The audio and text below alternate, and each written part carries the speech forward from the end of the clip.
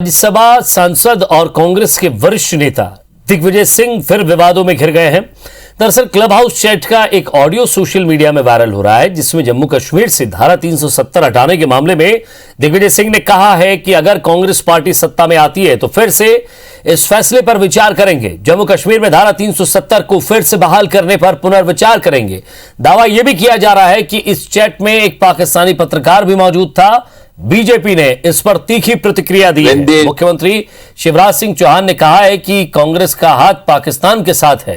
कांग्रेस के नेता पाकिस्तानी भाषा बोल रहे हैं। मध्य प्रदेश बीजेपी अध्यक्ष वी डी शर्मा ने तो दिग्विजय सिंह की गतिविधियों और पाकिस्तानी कनेक्शन की एनआईए से जांच की मांग भी की है।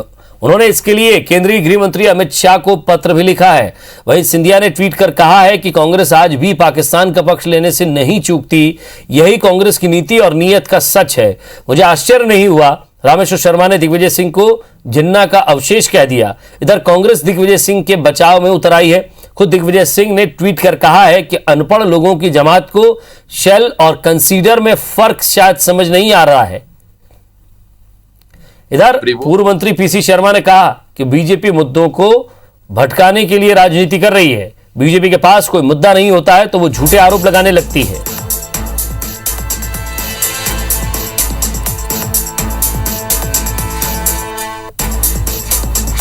Democracy was not there in Kashmir when they revoked Article 370.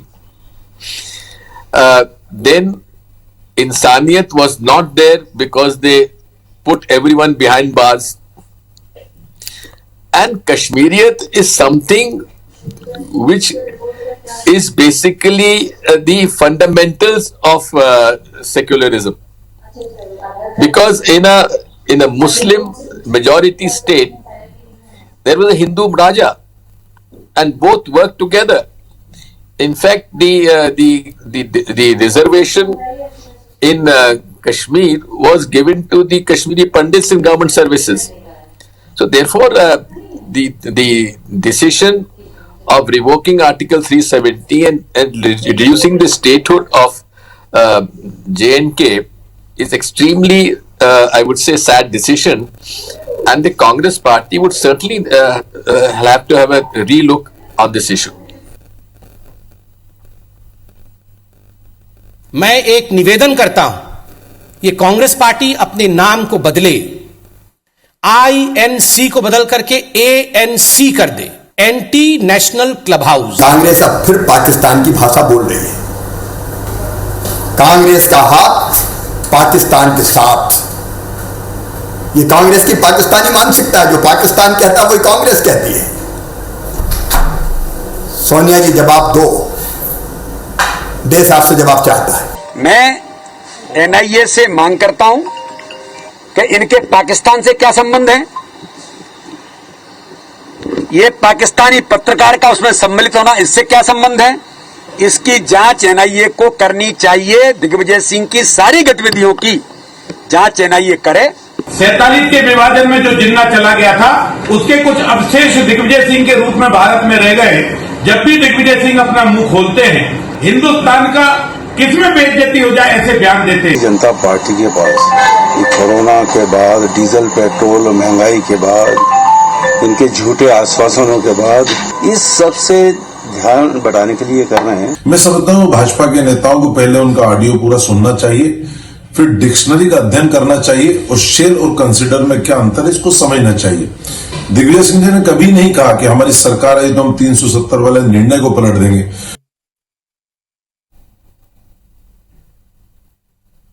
तो क्लब हाउस चैट के वायरल ऑडियो के बाद बवाल हुआ है।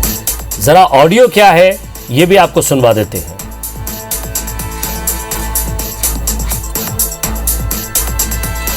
धारा 370 को लेकर क्या बयान दिया। कांग्रेस सत्ता में आई तो फैसले पर विचार करेंगे।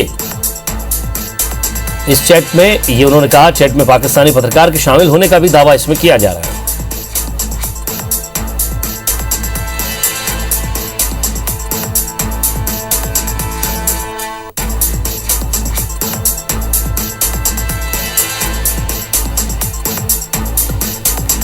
कांग्रेस का हाथ पाकिस्तान के साथ, ये कटाक्ष किया सीएम शिवराज सिंह चौहान ने। दिग्विजय सिंह की गतिविधियों की जांच करे एनआईए। वीडी शर्मा ने पत्र लिखा है गृह मंत्री को।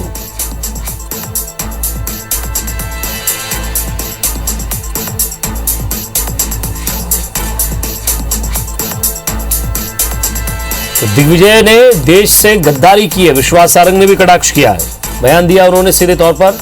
और दिग्गी जिन्ना के अवशेष के रूप में भारत में रह गए रामेश्वर शर्मा ने यह बयान दिया।